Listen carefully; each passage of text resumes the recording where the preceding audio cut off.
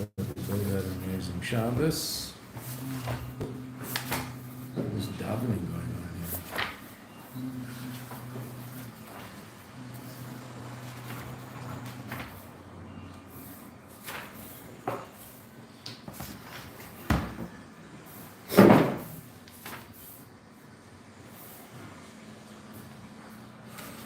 Okay. You know, the Rebbe starts to explain how not only do the Mayim Rabim not douse the love, but ultimately the neshama experiences an aliyah, an elevation, by virtue of its descent into the Mayim Rabim. How does that work? So as we said numerous times on Thursday, we'll say it again. The Rebbe is going to explain the equation. He's going to say what the equation is. He's not going to explain it, why it is. He's just going to say what it is. And if I say, hey, the Rebbe will explain it to us. And the Rebbe ignores a very obvious question which we talked about on Thursday. That if the source of the neshama is atzmos, so then how can the neshama possibly experience an elevation? Coming into Elam Hazeh, there is no state of reality higher than atzmos. Shalom, no coffee? You do. Baruch Hashem. Baruch Hashem. How'd you do that? You just pulled it out of thin air like that. That was very impressive. You make a lot of money if you do tricks like that all the time. You just have to wear a tuxedo.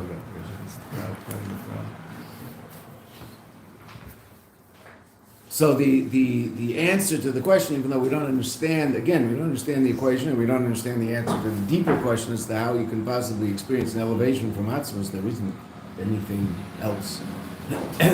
The answer is that the neshama, as it descends down into this world, and as a result of that descent, is called the Baal Tshuva. And we know that Baalei Tshuva stand in a place that tzaddikim gemurim are not able to stand.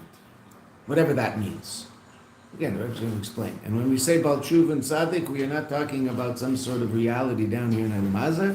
Well, we are. The Baal Tshuva is that. We're talking about the state of the neshama. Up above the neshama is the state of tzaddik, meaning it's essentially connected to the Eibishter and doesn't have to do anything in order to express that connection.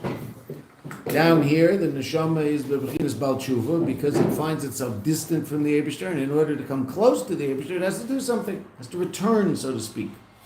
What is that? What does it do in order to do that? It's called Torah mitzvahs. Okay. So how is the Baal Tshuva in this world different than the one that we're speaking about? Because he's Baal Tshuva in this world is someone who ate treif food and was mechal Shabbos and watched stupid television shows when they were young. We're talking about a completely different level of reality. The tzaddik, the neshama of the greatest teacher of Torah in this world, who's an unbelievably Chassidish yid, etc., that tzaddik, and grew up in the house of an incredibly Chassidish yid, and has been in Lubavitch since before the Alter Rebbe. So that person is about Tshuva, not the person, the neshama. Why? Because the neshama is far away from its source. And it wants to go back to its source. It's an existential state. It's not a function of where it the subjective reality of that person. Yes, there's also a sociological Baal Tshuva. And there's also the Baal Tshuva who is not necessarily what you and I call the sociological Baal Tshuva, but the person who, even though they happen to have grown up, in a wonderful way and were taught Torah from the time they were a little pitzela. Our 1.5-year-old granddaughter kept saying Amen to every bracha I made in Kiddush and Havdalah. She was sitting there, Amen, Amen. But okay, so that's very nice. So she a Balas Tshuva? Well, I certainly hope so. I certainly hope as she grows up, hopefully not, because she'll grow up in the days of Mashiach. But if chas v'sholom, a child like that grows up like all did in the last 20 years. They grew up and they became adults. What do they have to do? Tshuva. They have to come closer to a Kadosh Baruch Hu than they are. Are they called a Baal Tshuva? No. Not sociologically. So that's the existential state of the neshama in this world. It's far away from the Eibishter, wants to come close. So I'm not going to say that I'm scared to say that the Nasi Ador is also a Baal Tshuva. Not sure about that one because of the nature of that neshama. But everybody else, absolutely. Even though they're incredible Jews, unbelievable, amazing. And they grew up that way. Say that. The existential reality is that they're far from their source. That's the nature of the neshama in this world. There's also the reality of the sociological Baal Tshuva. There's also the third reality, which we're talking about, the middle reality. The state of every single Jew having to progress in their Aveda, and so therefore they're a Baal Tshuva to the extent that they're growing. A master of tshuva is something quite astounding. That's why the Rebbe never referred to those people who we call balei tshuva sociologically. The Rebbe never refers to them as balei tshuva. Calls them late beginners. Balei tshuva. Balei tshuva is already an incredible dargah. Someone who's a master of tshuva has mastered the art of bringing his neshama back to its source. Whew. Are you a balei tshuva? It's an embarrassing question. Not because it says anything about your past, because it's just embarrassing because most people can't answer that question yes. Right? Am I trying to do that? Yeah, sure, why not? But, okay. So that's what the Rebbe, but the Rebbe here is talking about two different states of the neshama. The neshama as it's sourced above and the neshama in this world. Now, as you and I are in this world, there's still a level of our neshama that's above. It's not that the neshama falls. The neshama descends, like water descending in a waterfall. So where's there water on top? There's still water on top. It's just there also happens to be water on the bottom. Okay, I understand. The water that was on top is now on the bottom. Okay, that's true. But relative to the water in the waterfall, well, there's water above and there's water below. The light of the sun. So it's true. That ray came from the sun and made it down here, and I don't know, you can do the math if it's going what? However fast it goes per second, and it has to go 90 to what is it, 250,000 miles a second? Something. What's the speed of light? What is that? 3 times 186,000. I'm sorry, how much? 186,000. 186,000. I used to know that. I don't know where it fell out of my head, but that's okay. 186,000 miles per second. So figure out how long it takes to get from the sun, which is 93 million miles away. So about 6 seconds for a million miles times 90, so that's 540 seconds. That's a couple of minutes. So it takes the light a couple of minutes to get from the sun to us. Okay. Don't complain. Don't ask it why it's late. Okay, that's pretty fast. Good. Okay, so what happens? So that doesn't mean there's not light in the sun. There's still light in the sun. Yes, of course, I understand. That particular piece of light, so to speak, has made it down here. But there's light all the way up. Good. So too your neshama. There's an aspect of your neshama as you're sitting here. There's an aspect of your neshama that is completely and totally connected to the essence of a Kadosh Baruch Hu. That's the essence of your soul. There's an aspect of your neshama that right now is in Eilam Hatzilus. That's the level of your soul called Chayish of the Nefesh. And there's three aspects of your soul that are clothed in your body called Nefesh, Ruach, and Neshama, and those three levels are responsible for, through the Nefesh Abamis, all of the conscious experience that you have. Intellect, emotion, speech, action, etc. That's all happening because of that Neshama. But at the same time as the Neshama is down here, there's also a reality of the Neshama above. Okay. But the neshama comes down here for a purpose, and it brings about an elevation, evidently, in the neshama as a whole. How? How does it do that? Well, we'll see that in Ois Dalet. But here the Rebbe just explains. V'zeu atam, 5 lines up. V'zeu atam, sheyard the neshama lamata. Page Ayin Reishei. This is the reason that the neshama came down below. Ki inyan tshuva, the notion of tshuva, Hagam she'ena elevators dafka, even though it's not relative to transgression specifically, ki'im, but rather, and this is the most powerful expression of tshuva, even though obviously down here, when you and I talk about tshuva, we're usually talking about a response to some less than positive behavior. But there's an existential state of what's that? Hashavas and nefesh limkeda v'sharsha, returning the soul to its source. So that shayich dafka, that's relevant specifically kasher einanim savim kemamiti, when the neshama is not found in its true place, which is mekada v'sharsha, its source. Sha'az, then, in such a state, which is what we're experiencing right now, which is very relatively temporary for the neshama, right, as we spoke about on Thursday. The neshama spent a very, very long time. How long? I don't know how it works. When does it come into being? But at some point, your neshama came into being, and it was hanging around up there in the upper worlds, right? And then at some point, it was decided, however this works, that your neshama should come down and be clothed in a body. Okay, so your neshama came down and is clothed in your body. Now, your neshama is going to stay here forever because Mashiach's coming and we're not going anywhere. Okay, but up until now, every single generation of the world's history, so a neshama would come down, vargle around in Eilam Hazeh for however long it spent in Eilam Hazeh, and then go back up to wherever it came from. So Eilam Hazeh was a very temporary situation for the neshama, right? Which is one of the reasons why we shouldn't get so excited about Eilam Hazeh. Right now, that doesn't mean we're not excited to be here with the incredible opportunity that we have here. The Rebbe is going to describe that opportunity in his hey. That being said, if I define myself solely by that person who's down here in Eilam Hazeh for that relatively limited time, that's an improper definition of who I really am. And who are you really? You're really a neshama.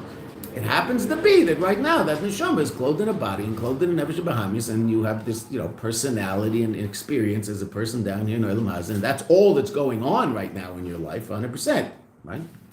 So all you can do right now is live your life down here, which is obviously extremely important. Okay, but not to think that down here is all there is. Even though down here is the most important part of it, as we're going to see. That's what the Yeshiva wants. He wants the down here. It's still, in terms of our own personal experience, it's only a part of the puzzle. It's just the only part of the puzzle now. I get that. Because that's where we are.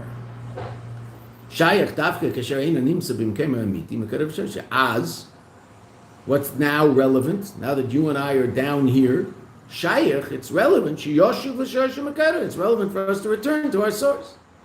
What's that? We saw earlier that the spirit, but the ruach is one of the names of the neshama, should return to the Eibishter that gave it, that put it here. Okay, and that's what life in Eilam Hazeh is all about.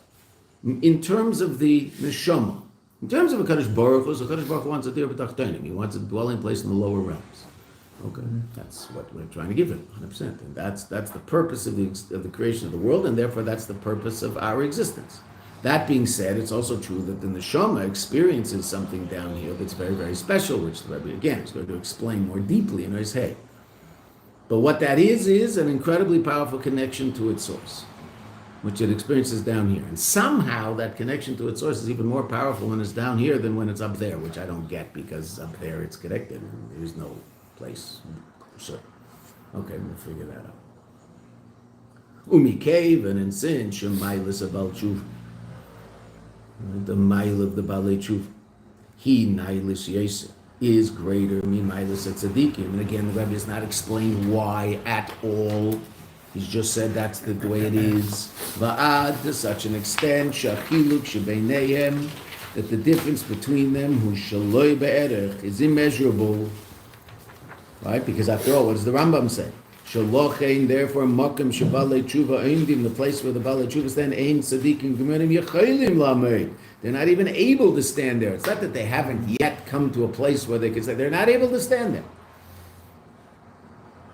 So now, again, relative to the neshama, what does that mean? That means that the neshama above, which is Bechinas Tzadik, in an existential state of closeness to a Kadosh Baruch Hu, and that closeness requires no action, no avodah, nothing. That neshama is not as close to the Eibishter as your neshama down here doing mitzvahs. I don't understand why, but that's what the Rebbe just said. And that's why the neshama came down here, to get closer to the Eibishter. How can I get closer to the Eibishter if I'm indistinguishable from the Eibishter up there in the essence of my neshama and the essence of God? How's it any closer? I don't know. We will. Oh, you say. But right now we don't know. Okay, that being said, that's the equation. Now, what does that mean down here in Eilam Hazeh? Sociologically, in terms of avodah down here in Eilam Hazeh, the pleasure that the Eibishter gets from the avodah of someone who has the possibility of doing something else, as opposed to the tzaddik, who basically has no possibility of doing anything else because the tzaddik has no yetzer hara and has no desire to involve himself in Olam Hazeh. So as amazing as the tzaddik is, and he's taka amazing, and there's advantages to the tzaddik over the Baal Tshuva, obviously, but there's also a level in which the Baal Tshuva has a greater advantage than the tzaddik, and to the extent that the Baal Tshuva's service is so sweet to the Eibishter, it's not the fact that the Baal Tshuva is able to do something else and yet still chooses Elokus. It might not even feel it. Which is why Moshe Rabbeinu looks at our generation, the Medrash, right? Moshe Rabbeinu, when it says Moshe Rabbeinu is the honor of Mikol Adam, he's Pnei Adama, that he's the most humble person on the world. What's his humility? His greatest expression of humility is he looks at our generation and is humbled by us. By virtue of the fact that we do everything the Eibishter asks with great energy, and despite the fact that we don't feel a thing. Wow. It's pretty impressive. Don't feel anything. We feel something. Say to them. Again, relative to the taste of chocolate pudding.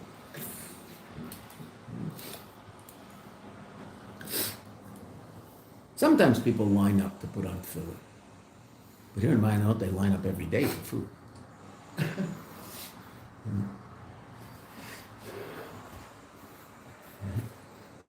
Wait in line for food. It's like Russia.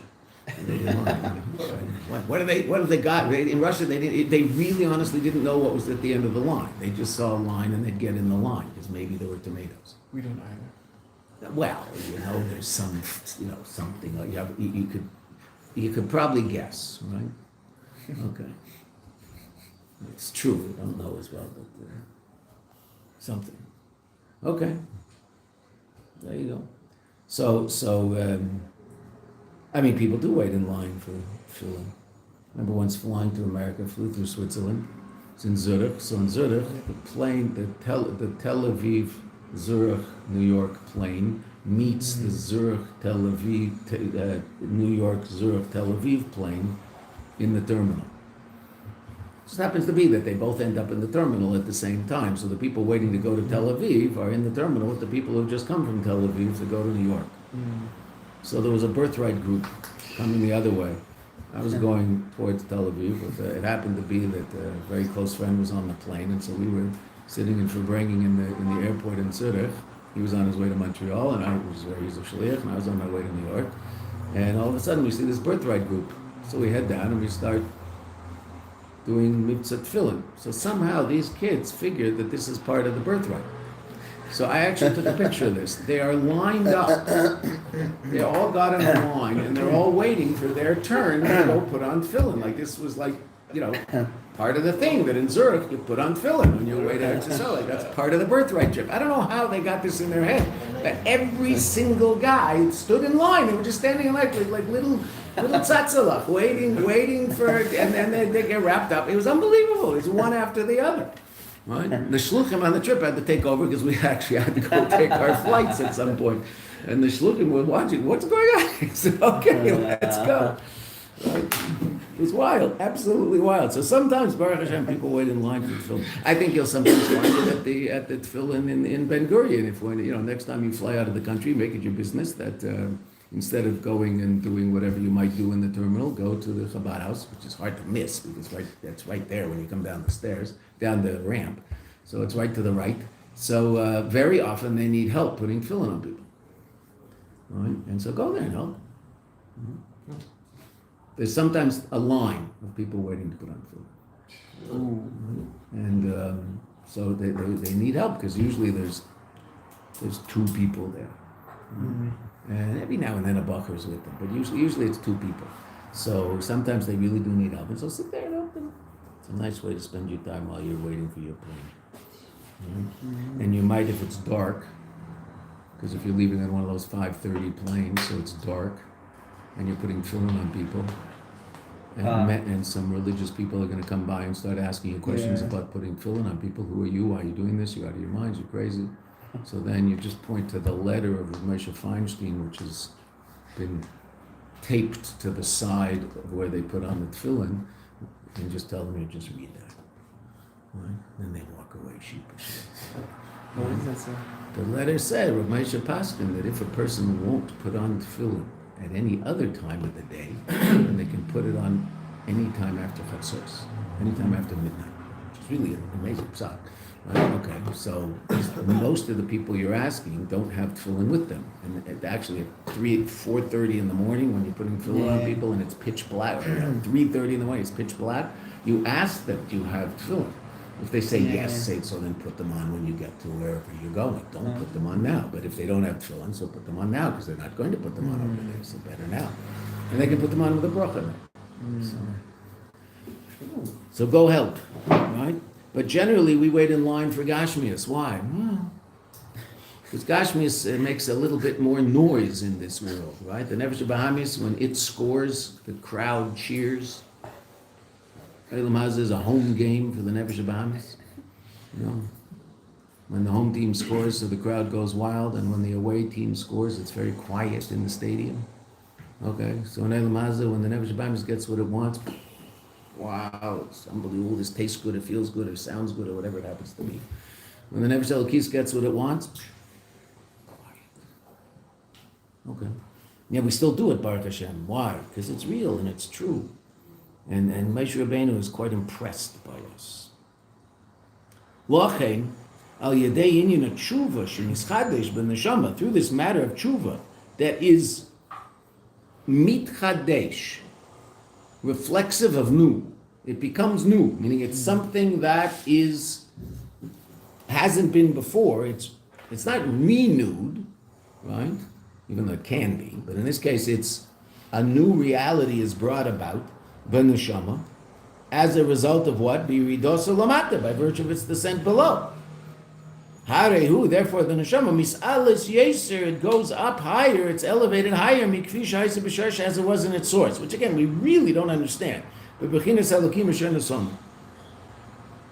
Now we learned in this Mayim that the source of the neshama. First, we asked the question: how can it be that the Mayim Rabim doesn't douse the love? Because after all, the source of the Mayim Rabim is Toyu, and the source of the neshama is Tikkun, and Toyu is a higher level than Tikkun, and therefore Toyu, the energy of the Mayim Rabim should be more powerful than, so to speak, negative energy of the Mayim Rabim should be more powerful than the positive energy of the neshama because of its source.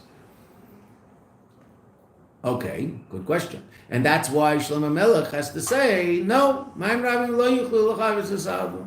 Can't wipe out this. So then you ask, why not? And the Rebbe told us, why not? What's the answer? Why not?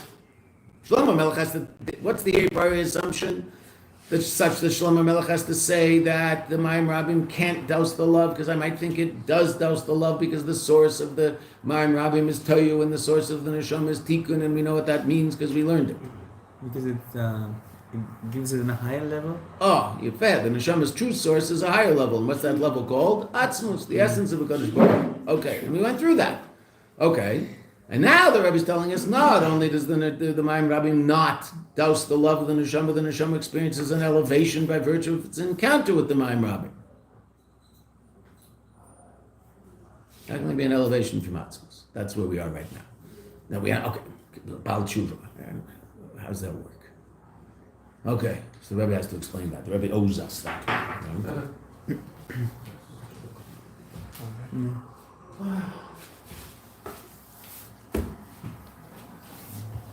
Vagam, even though, sounds like we're going there, even though Shesharish and Neshames, at the source of the Neshames who Batzmus Yizbara, is in Atzmus, is in the essence of God, which again, we've talked about the fact there are three different states of reality, three different levels of reality, the essence, and then infinite reality, you and I call it Or, and finite reality, which comes as a result of this thing called Kelim, vessels. Okay, so Atzmus is a level beyond infinite.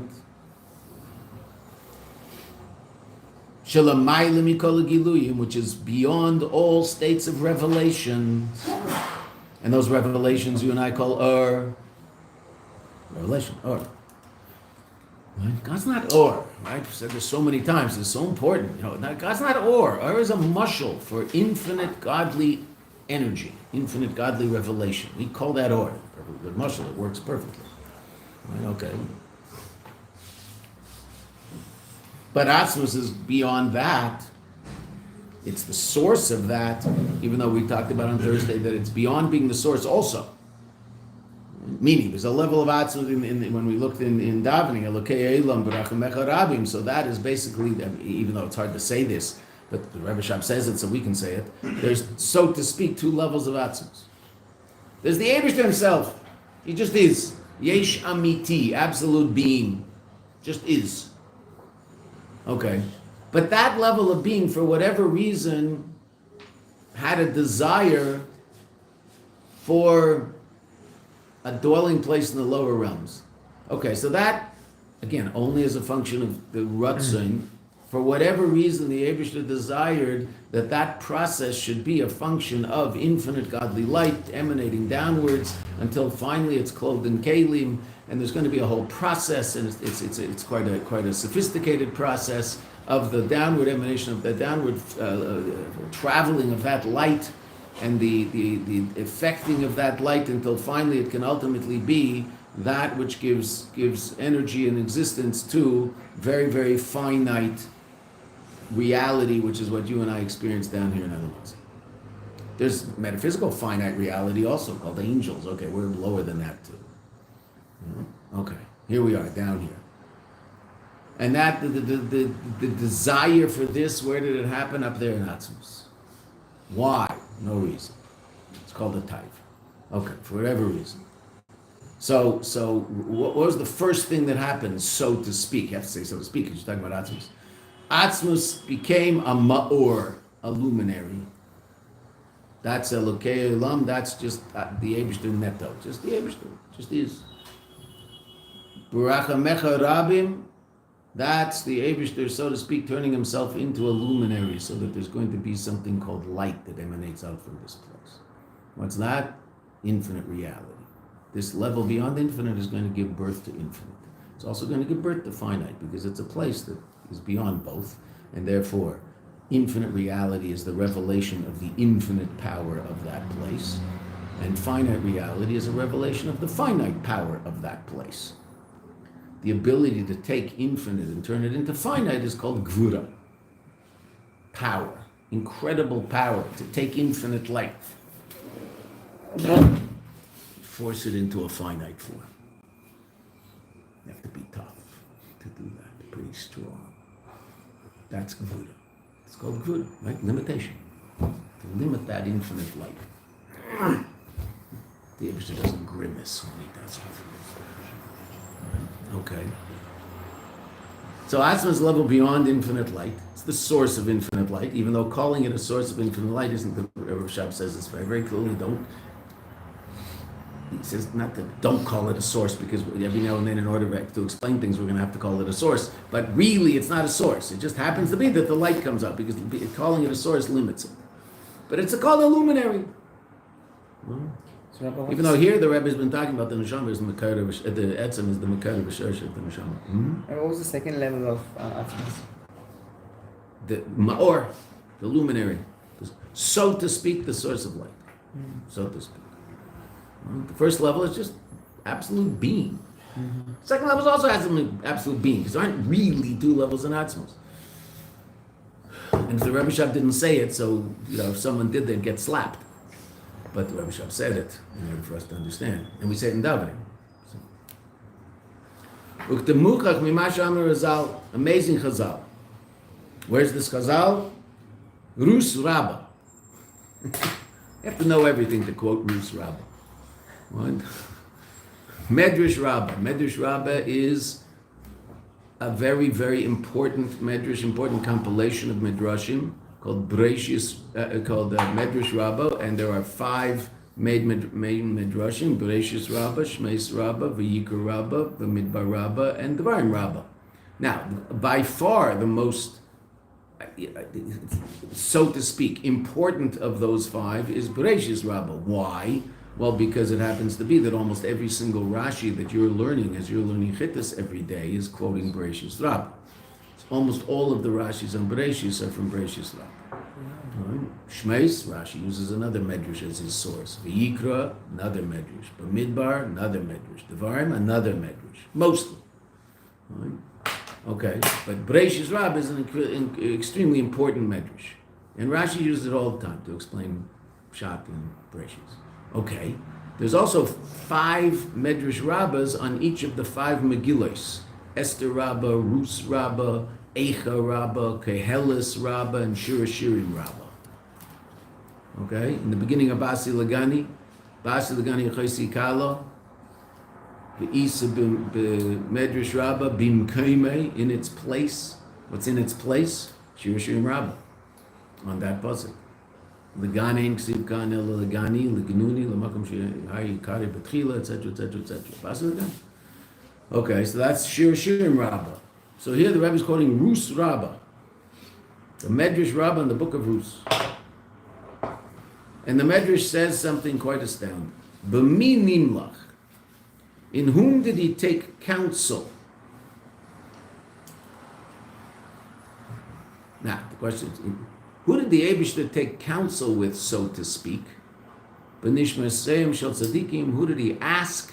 Should I or should I not create the world? The neshamas of the tzaddikim. Okay, now that's a very, very wild idea. Okay, now what does the Rebbe want to show? He says, Kidemuchach, as is shown clearly. What does he want to show clearly? So what is it that we said the line above? What is the first line of this paragraph? That even though the soul was in a state, in Atmos, is above the state Beautiful. of revelation. That the soul is rooted in Atzmos. Even though the soul is rooted in Atzmos, now what's the Rebbe about to show us? How do we know the soul is rooted in Atzmos? Where's that information come from? It's going to show us. Right? How do we know that? Oh, because of the Kidemuchach, as is shown very clearly from the following Medrash. The Medrash discusses this wild reality that, so to speak, and you have to say so to speak before every word, so I'll just say one big one at the beginning. So to speak, before, so to speak, there's no before and after up there. Before the Eibishter created the world and set into motion that whole process, which includes all sorts of levels of infinite godly light, and at something called Tzimtzum Rishon, the first level of Tzimtzum, and then more godly light, and there's something called a Kav, and there's something called a Rishima, and there's all sorts of stuff going on until you finally come down to a reality of 4 worlds, and then there's an all-encompassing light, which is infinite light, and then a level of light which clothes itself in vessels, and that's in the 4 worlds, and you end up down here with snails leaving slime on a sidewalk. All of that, before he did all of that, evidently, so to speak, asked, should I or shouldn't I? Now, who did he ask? V'nishma Seim Shel Tzadikim, the neshamas of the tzaddikim. Us. Right. Okay. So that's a pretty wild thing to say, right? Because if there's neshamas of tzaddikim, what seems to be a fait accompli? The idea of there being a world, right? Because why are there neshamas of tzaddikim if they're not ultimately going to come down into the world and do something? Okay, but say we'll see. The Rebbe's going to explain all that. So the Rebbe explains this medrash in an absolutely astounding way. Okay.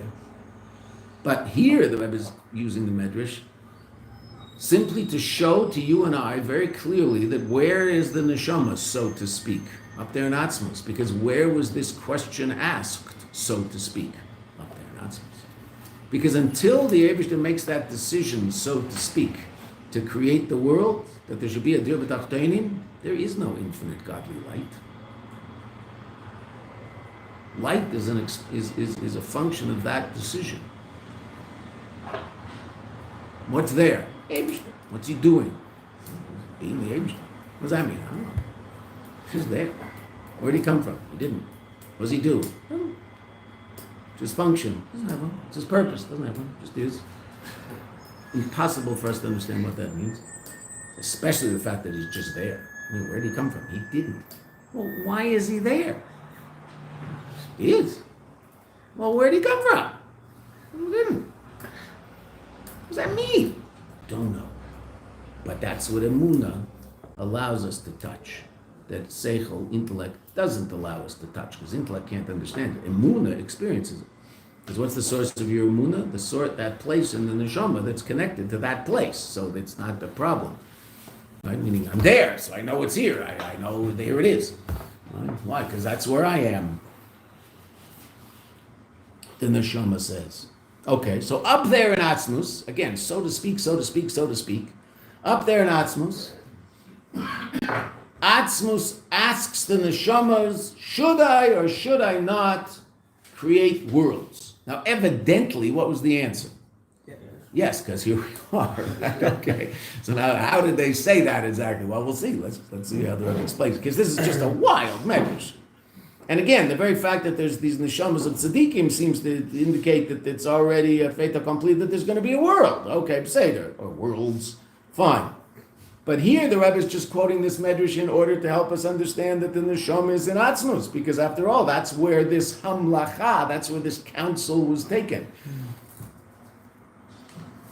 She'inin ha'amlocha, that this notion of counsel, hu gam al gilui machinaylim, is even relative to the highest levels of godly revelation, meaning the highest levels of godly light. Mikaven, since, and this is something we've discussed a lot, but it has to be something that's absolutely crystal clear to everybody.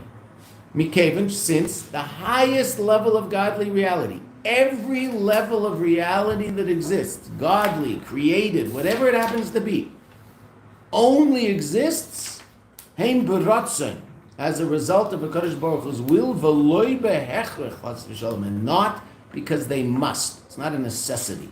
There is no state of reality that exists necessarily, meaning it must exist, except the essence of HaKadosh Baruch Hu. Everything else is a function of Ratzon. Everything else is a function of the fact that HaKadosh Baruch Hu wants that level of reality to exist. So that means all those different levels of godly light, which help us explain how Atzmus somehow emanates downwards in terms of light, and then you end up with worlds, etc. That whole process, which is discussed at such great length in Chassidus. Every aspect of that is only because HaKadosh Baruch Hu wants that level to be. It doesn't mean that it has to be. Now, when you and I try to understand it, we'll understand it from the bottom up. So we'll say, oh, that the purpose of that level of reality is because if it weren't there, so then such and such and such and such. So that allows for the godly light to express itself in such and such a way in order for it to continue downward. Okay, so Eilam Atzilus, what's Eilam Atzilus? So Eilam Atzilus is the first place where light is clothed in vessels, so it expresses itself, so to speak, in a finite form. And what's that finite form? 10 spheres. Well, it's not exactly finite, it's a Kadosh Baruch Hu.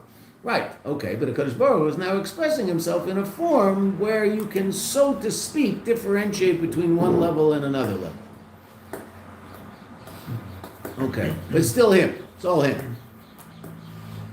So Atzilus is like a hinge between the door and the wall.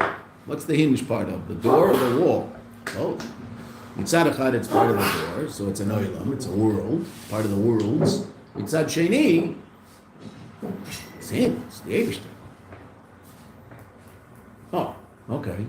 So that level is necessary in order to make that transition from godliness to creation. And where does that incredible place called Bria Yesh Mi'ayin happen? The creation of something from nothing, so to speak. Where does that happen? Malchus of Atzilus, which is the ayin, meaning its complete godliness, gives birth to Chochma Bria, which is Olam Bria, which is angels and created reality. Metaphysical creation, okay. Now, you and I will say, well, that sort of had to be in order... Okay, fine. But from our point of view, we can explain why it had to be. Did it have to be? No. Could the Eibishter go from Atzmus down to a cow in the middle of a field going moo? Yes. How would that work? I don't know. I don't know how it works the way he did it. It just works. He can do whatever he wants. He's not limited in any way, shape, or form. So every single level of reality is a function of Ratzon. Will, not hechrech, not necessity. Nothing exists necessarily except Atzmus.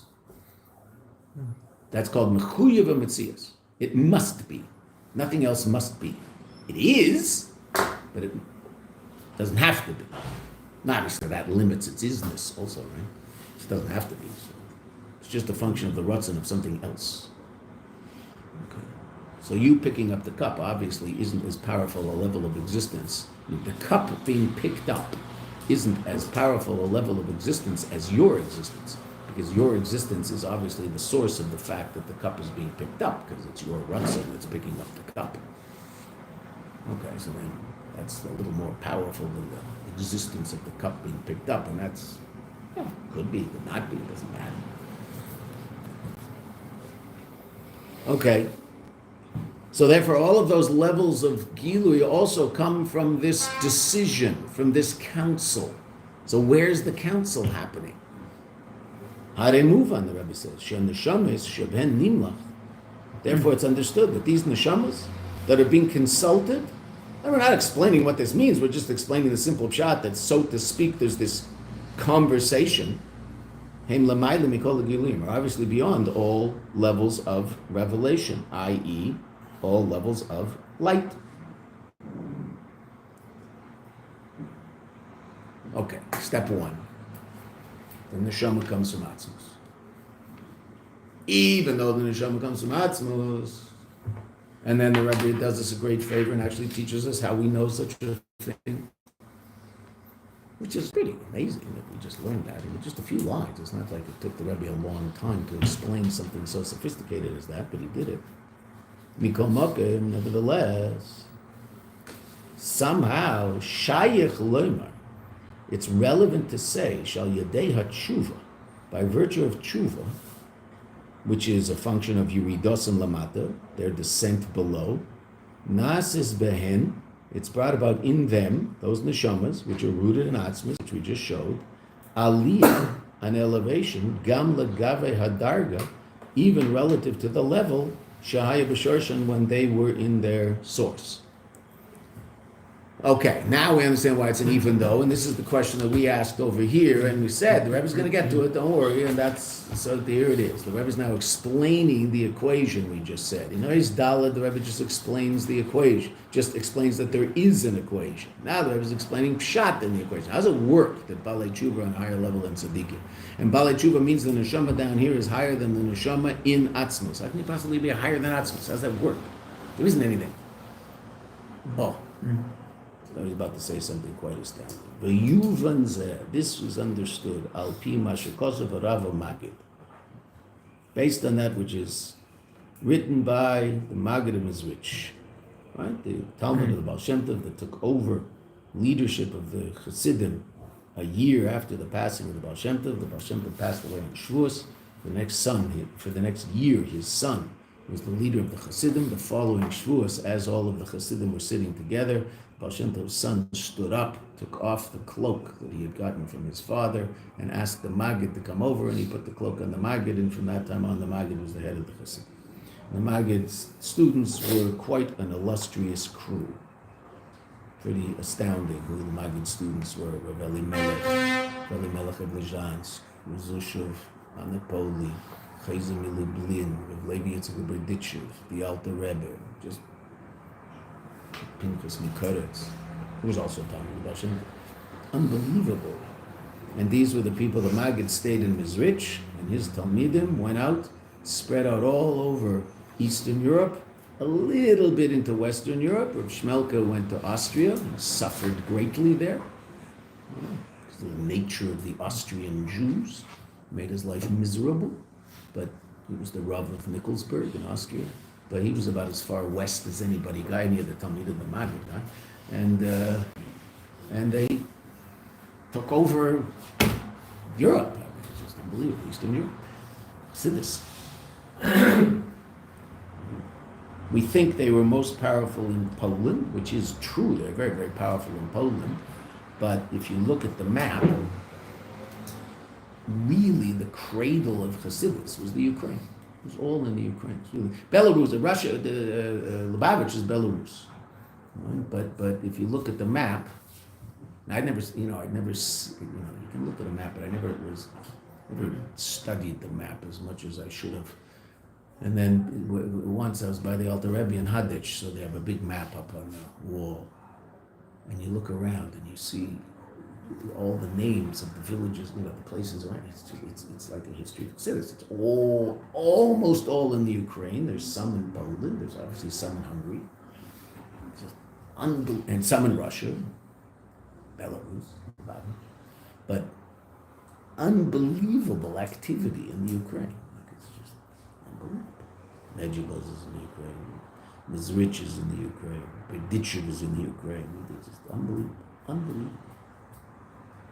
Okay. So the Maggid, the Rebbe is quoting the Maggid. The Alter Rebbe is Rebbe. You must have known something, no? I once heard from Fitchi Eifin.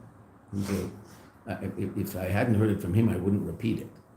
But I heard it from him, and he's an immaculate source of information.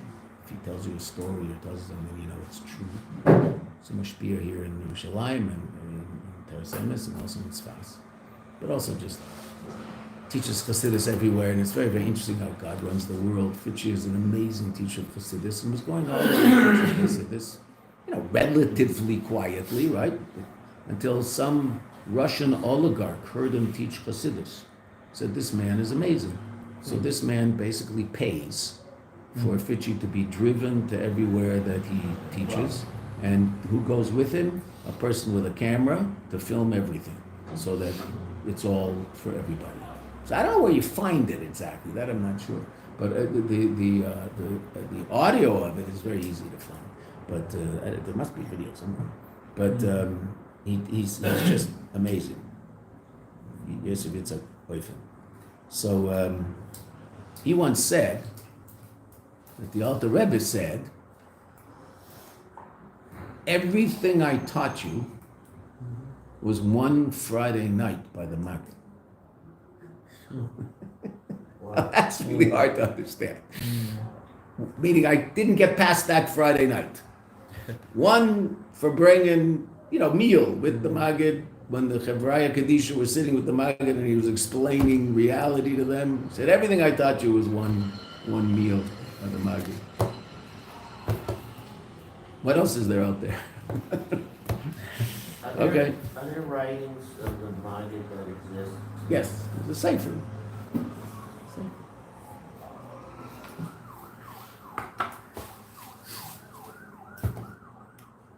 It's small, sefer. It's not, we have much more from his Talmidim. Statement of this Mayim Chazal.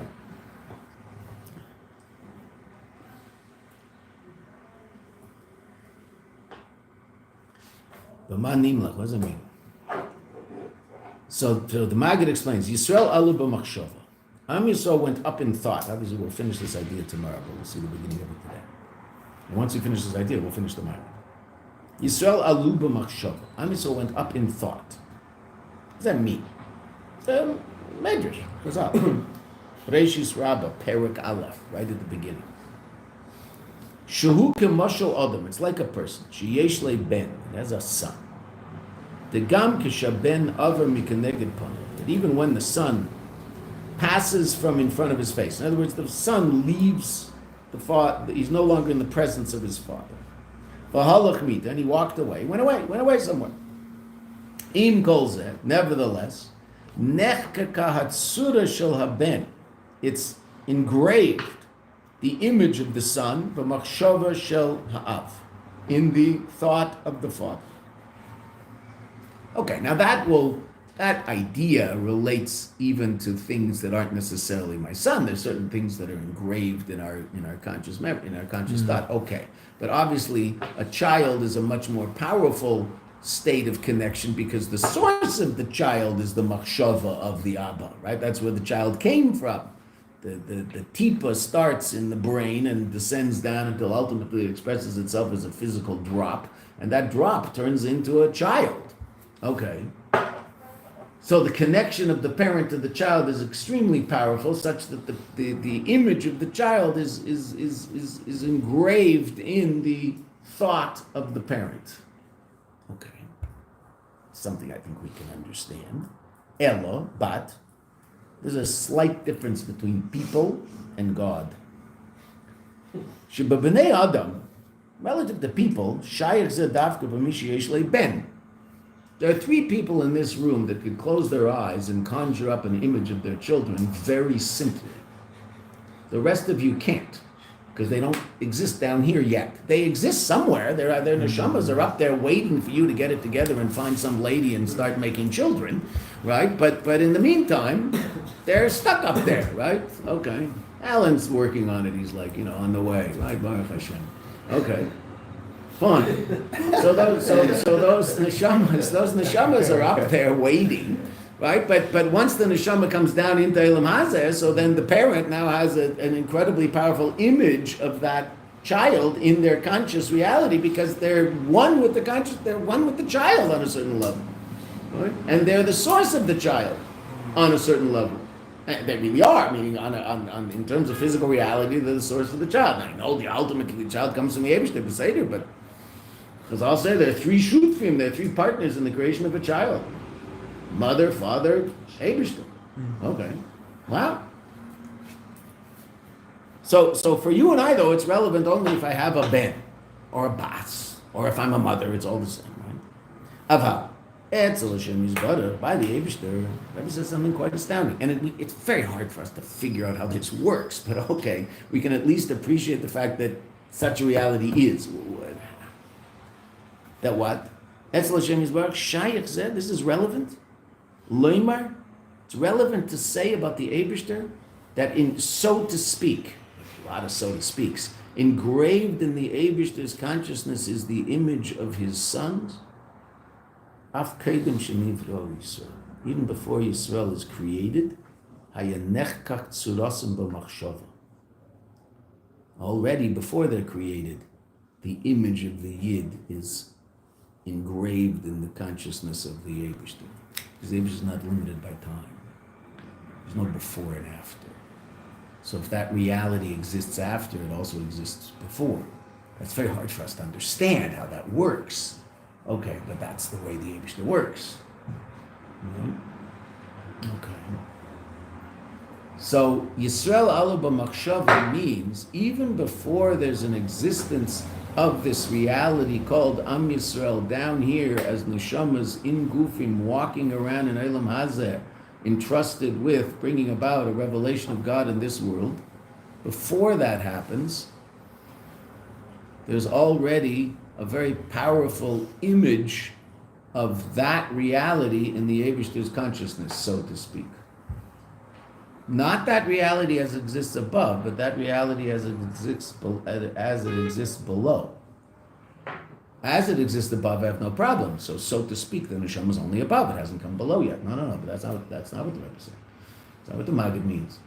When Yisrael Makshava, it means that even before the creation of the world, already the Eibishter has, so to speak, seen the movie in his consciousness of the reality below.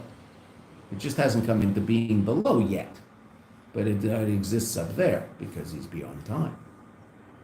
Which is what the Rebbe is about to say, and then we'll stop and we'll pick it up tomorrow. Kamesha Kosev Razal, like Chazal say, Yisrael b'machshava, ki etzloi by the Eibishter, and we'll stop at this line and we'll go over it again tomorrow and finish the Maimer. Ki etzloi yizbarach ha'aver va'osidecha. Past and future are one. There's no past and present. No past and future, I'm saying. It's interesting, the Rebbe here does not use the word hoveh, present. It's also one. But the Eibishter is dafke in a state of constant present. Right? And that's one of the understandings of the name of the Eibishter, Yud Kei Vav Kei. Yud is constant. Right? Yud, the simplest expression of a yud in the conjugation of a verb is future tense, right? Hu yagid, he will say. But it also can mean that he says and continues to say. I mean, it's something he constantly does, right? And where do we see that? So the Alter Rebbe quotes this twice, once in Tanya and once in Shaychut V'Amunah. The pasuk Kacha Yaseh Iev, thus Iev, not will do, Job, not will do, but constantly does. And in that way, the name of the Eibishter, Yud Kei Vav Kei, can mean, it means two things in Pshat. He's Yud and then Hoveh, constant, constant present tense. Hoveh means present tense. He's in a state of constant present tense, I mean he's beyond past, present, future, beyond time. Also, He's mihaveh, the verb lihavot, to bring into being. He's constantly bringing into being. He's renewing the world every macrosecond. Okay. So those two meanings, just simple, literally relative to other, simple meanings of the word in pshat of yud ke vav ke. What does it mean? He's constant, in a state of constant present, or he's constantly bringing into being. Okay, so in this context, the Rebbe is talking about, the Rebbe leaves present out, because, I mean, we've talked about this before, but it is really fascinating that present is that place in time that we experience most powerfully, even though it's a place in time that for all intents and purposes doesn't really exist. The present is simply the future turning into the past. What will be is now what was. How long does the present last? Well, right. It's just that mavar. It's just, but interesting enough, what you and I experience is the present. I am speaking. Okay, but I am speaking, that's true. That's not true. That is true. But when you hear me speak, I already have. That's history. But you also will say, he's speaking. But I spoke. Now, it's pretty fast. Okay, said it, but everything's happening. It's just what will be became what was. So now that it was, I appreciate it. But I'm appreciating as if it is happening, which is true. I mean, that's the consciousness God gave us, so we can talk about it that way. But really, that piece of time, how long does it last? I don't know. I mean, it's, for all intents and purposes, not really there. It's just one state turning into another state. So even the person talking, so on one hand, they're thinking about the words. The other hand, those words are coming out of their mouth, but by the time they're aware of the words coming out of their mouth, they've already come. Even you and I experience our own speaking in this bizarre sort of present past way. That's why once it's gone, you can't get it back. Sometimes you'd like to get it back. Okay. So it is interesting here that when the Rebbe talks about time, he only talks about Avar and Asid in this line. He does mention Hoveh later, right? But it is interesting because Hoveh is that level of time that for us doesn't really, it's sort of non-existent. Even though for the Eibishter, that's all there is, because there's no time. Okay, so therefore in the Eibishter, what did we just say? Yisrael ala b'machshava, that image of Am Yisrael, that image of the world existing, and we're down here doing mitzvahs, which is what he wants. Up there in Atzmos, what did he want? He wanted to do b'tachtonim. So what does he want? He wants you and I to be down here doing mitzvahs. So that image already exists in his consciousness, so to speak, before he actually brings it about and says, okay, an explosion of infinite godly light. Tzimtzum Rishon, that light is sucked back into its source. Makav is Bekeya into the Rishima left from that, and then everything starts happening. Before all that, the Eibishter somehow sees you and I putting on tefillin. Says, oh, that's cool. Let's make that happen. Well, how does that work? Okay, how does that mean? Oh, let's see. Okay. We'll see that tomorrow. Thank you. How do you say present in Hebrew? Hoveh. Hey, vav, vav, hey. And Rabbi, here is mentioned Israel came. 1 second, from the verb lihiyot. The same word. To be, like it's present, it's here, it is. And also here it was said, the Mayanot said, Israel was created in the image of the minds of Hashem, right? The image of No, it's Israel. quoting that the Medrash says Yisrael alu b'machshava. Yisrael went up in thought. He's now explaining that. We haven't finished the explanation, so let's finish it tomorrow and then we'll sum it up. But then it's only for us, the Jewish people, or it's for the whole world? Well, the whole world ultimately, but the purpose of the whole world was Yisrael. Bishvil Yisrael. So the ultimate thought is Yisrael. There's this whole world that goes with the fulfillment of that desire, that there should be this people that's going to make a Dirk Tachtoni. But everybody's involved in that process, but there's no question that we're sort of the central characters in the play. So main the image was for the whole world. Yeah. Thank you. But we'll see how it particularly relates to you and I, because Yeah. really what he wants, more than anything else, is you and I put on film. Yeah. Okay, so there's all this other stuff happening, there's no question about that. But the single most important event is that. Yeah. Oh, maybe I should turn this off, right? I'm supposed to leave this here. Yeah. Okay.